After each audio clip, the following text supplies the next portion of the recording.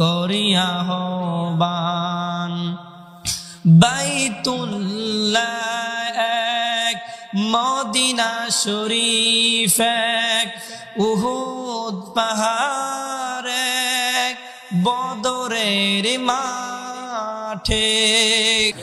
একটা তো জীবন আর মরণ যে একটাই, একটা তো জীবন আর মরণ তো একটাই।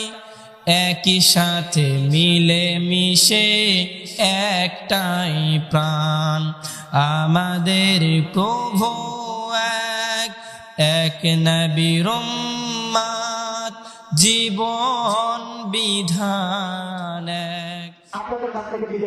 ইহুদি পণ্ডিত আল্লাহ রাব্বুল আলামিনকে গালি দিয়ে বসলেন, বলেন না নাউজুবিল্লাহ।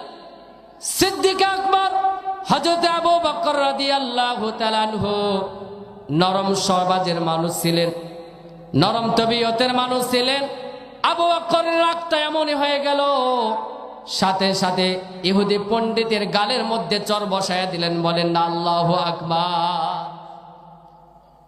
যখন মারলেন, মারার পর ইহুদি পণ্ডিত খেয়াল করে দেখলেন এই যে আবু বকর নরম তবিয়তের মানুষ, এই মানুষটা মারার মানুষ না, এই মানুষটার বিচার জন্য আমাকে মুহাম্মাদের কাছে যাইতে হবে।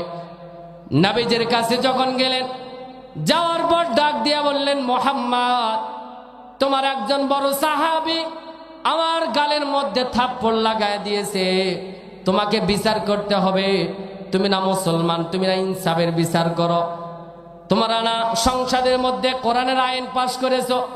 ও মুসলমান, তাকায় দেখেন, কোরআনের আইন যদি পাশ হয়, কোরআন দিয়ে যদি সংসদ আমরা আলো জ্বালাইতে পারি, অবশ্যই অসহায় মানুষগুলো, টাকাওয়ালা মানুষগুলো যেই বিচার পায়, অসহায় মানুষগুলো সেই বিচার পাবে। কথা বলেন ঠিক কিনা? আজকে তো দেখলে দেখা যায় গরিব অসহায় কাঙ্গাল মানুষ বিচার পায় না, টাকার কারণে বিচারটা পাল্টায়া যায়।